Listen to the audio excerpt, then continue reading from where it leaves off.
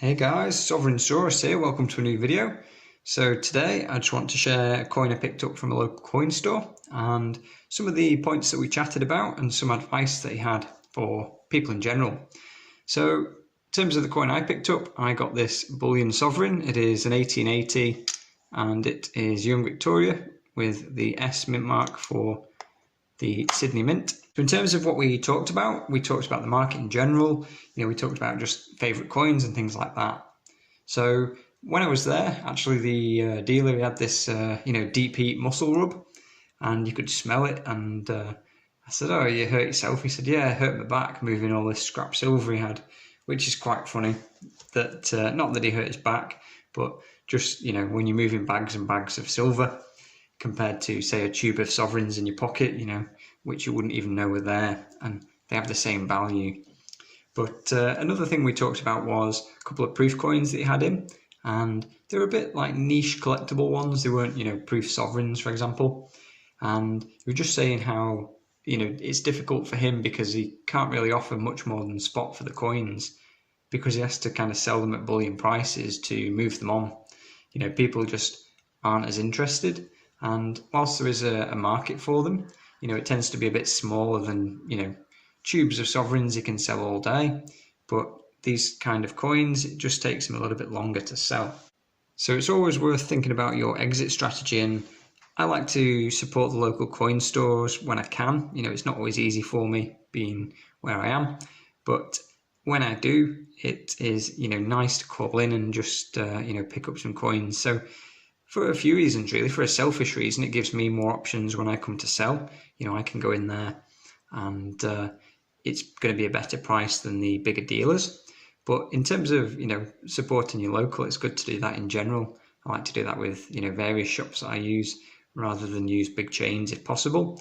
But it's not always practical to do that, when buying gold and silver, just because you might want certain coins or, at the time you might not be around a local coin store. The other thing to consider, when you're looking at your exit is obviously you've got the type of coins, what type of coins you're going to be selling, but, where you're going to sell them. So you might have a local coin store, you might have a few, which is good. You can perhaps buy and sell a few bits and pieces there. But if you have, limited choices, it's good to get a reputation perhaps as a reliable seller, on the secondhand markets. So whether that be, an online forum or an online kind of marketplace, if you can start selling, here and there, just a few coins, not sort of going in with a whole stack for sale, just building it up with some lower value coins maybe. And it just helps you get a bit of reputation and just makes things easier for you in the longer run. I do sell some coins. I don't keep absolutely everything that I buy. Some coins I'm just interested in and I want to perhaps see if they're my thing, like the 50 pesos, for example, Una Libras, things like that.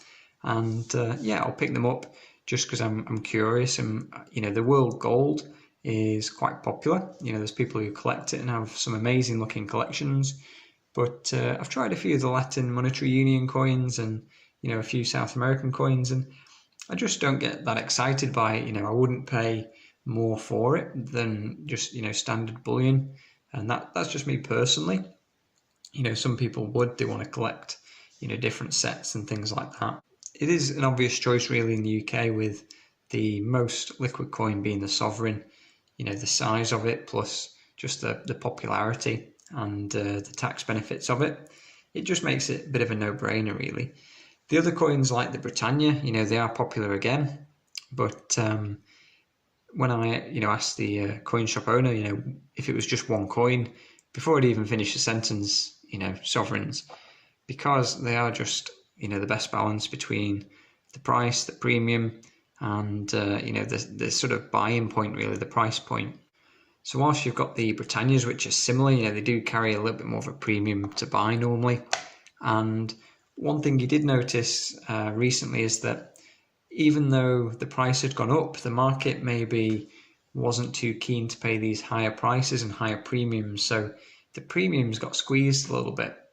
Now, if you've been buying a long time ago and your coins, have been in your possession for a couple of years, you might be sat on 20, 30, 40% profits.